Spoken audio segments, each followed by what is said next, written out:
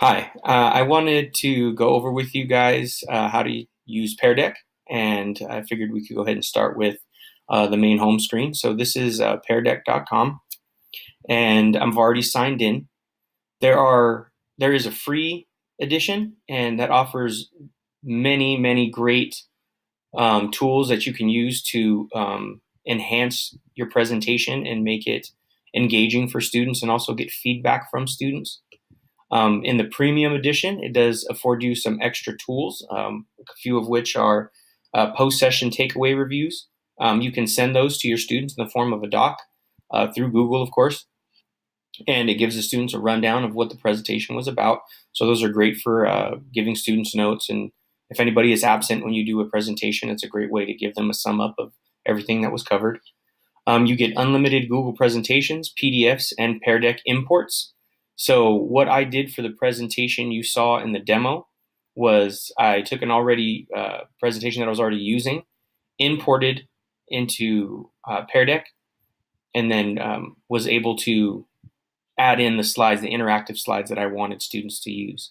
So essentially, Pear Deck, that's it, is what it does is it encapsulates your presentation and then gives you new slide tools that you can use to allow students to interact. So they connect with you through their Chromebook or even their phone, or a tablet device works also.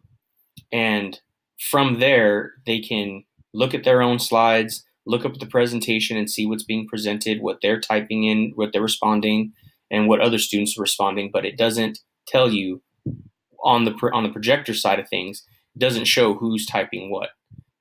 Teachers also have the ability to click out and exit out any comments or anything that students put in that it's not what you're looking for. You can get rid of those so that they're not seen on the projector for everyone else to see. Another bonus with the Pear Deck Premium is you get the drawing and the draggable slide creation, interactive slides. You also get live session dashboard, and what that is, every presentation has a dashboard, but the Premium Edition allows you to create real-time, in the moment questions in the moment. You also get session reviews at the end that you can share with students or use for your own feedback. So that's pretty much how the startup of this. So let's get right into it. This right here is the presentation that I imported. And as I said before, Pear Deck works with Google Slides as an add-on.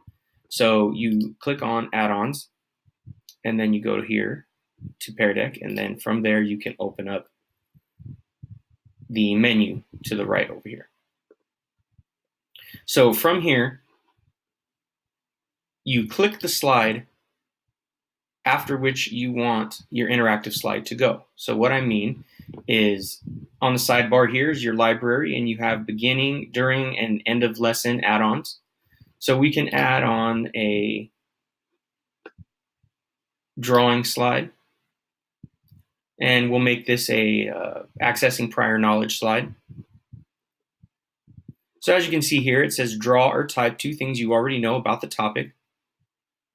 So on the student side of things, they'll see a comment box where they can go ahead and type their responses as you saw in the demo. And this is what would be projected on the screen for everyone to see. And as students respond, they will appear as they go on. So over here, once you start covering content and you're presenting your information as I did in the demo, you can give them, we'll pick slide 4. You can pick during lesson assessments and give them a true-false question. For this, what's great about Pear Deck is it works for any content. You can add images, and you can also add websites that I'll show you at the end here. You can add websites that you want students to click on and take them to. They can do some reading, and then when they come back to the presentation, you can have a content slide, a text slide, as you see right here, where they can type information on this. For this one, it's a timeline slide, so they can type in for history or social studies. They can type in what happened during specific events during a given time period.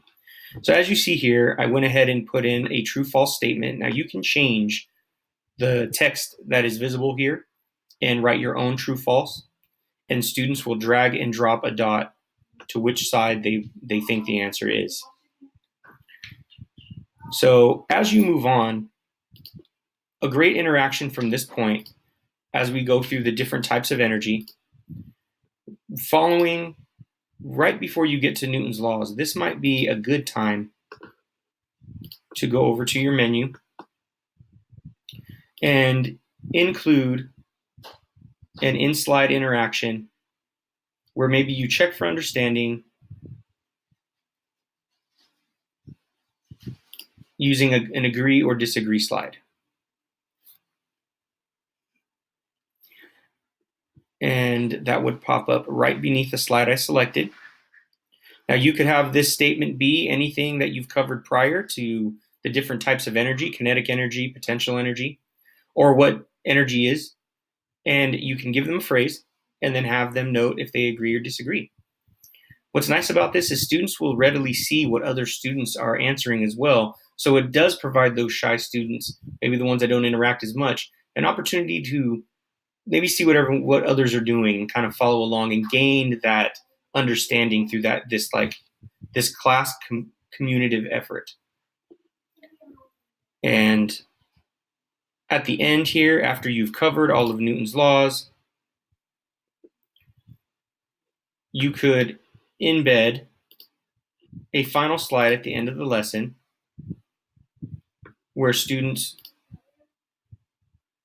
write their responses.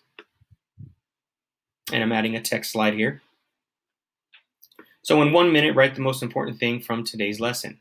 That's a great sum up as the lesson finishes, and students' responses will post on the projector for everyone to see, which is great for other students, shy students who maybe they didn't really understand too many things. Maybe there's some things they missed or didn't understand. As they see different things coming or different comments coming up on the projector of what students did take away from the lesson, it's almost a refresher for some students, which is very helpful when gaining some understanding in this content. So that's just a brief run through of how Pear Deck can be used in conjunction with Google Slides. And later, I will do a tutorial on how you set up an Edpuzzle. Thank you very much.